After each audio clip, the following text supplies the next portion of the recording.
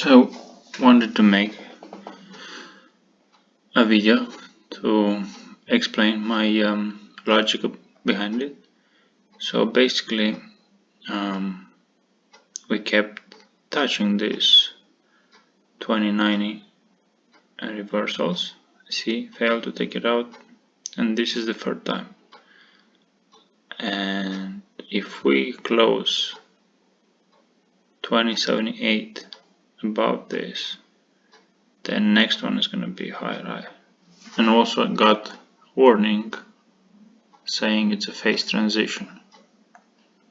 That means it's going to go away till 30 October.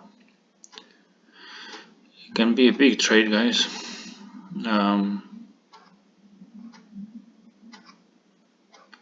Really big trade. Just check it out.